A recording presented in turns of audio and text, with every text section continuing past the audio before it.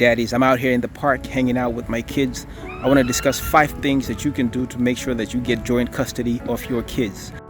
Now, generally, you want to make sure that you live within close proximity, possibly within the same county, and also make sure that you're not like traveling across state, driving trucks or anything like that.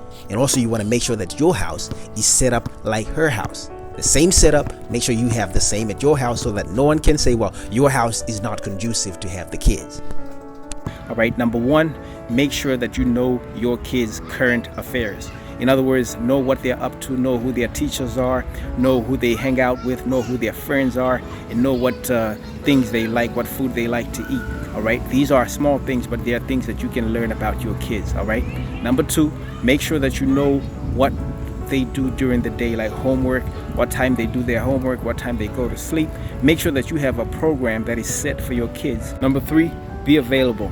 Make sure that you are there helping with things like homework, things like sports, coaching, doing anything that keeps you involved in your children's life so that you can see what they do and who they hang out with. Make sure that you make yourself available for that. Number 4, be an example of how to be calm in the middle of a storm.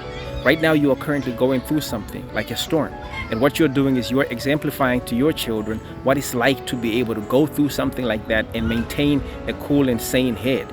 Be that kind of example for your kids, because you're doing it for more than just custody. You're doing it so that you can show them how to grow properly and how to become responsible adults who know how to function in the middle of a conflict. Number 5, you already know that your wife knows many things about your kids, so you don't have an advantage when it comes to that. But here's where your advantage is. You know what their superpower is. You know what YouTube videos they like to play. You know what to play, the games that they like to play. You know how to even coach some of the things that they like to play, right? You know the things that matter from a father's standpoint. The things that you know as a father are things that matter equally in the life of a kid, so that a kid's life is balanced. So you may not know who your kids' friends are all the time, but you know what your kids love. You know what they like to eat.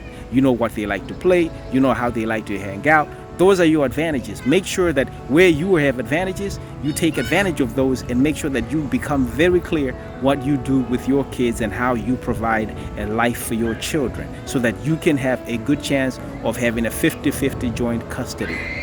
Now, fathers, I hope that this is helpful. I know that this will vary from state to state, but what I have is a book, an ebook that has 10 principles that your lawyer won't tell you about divorce and custody.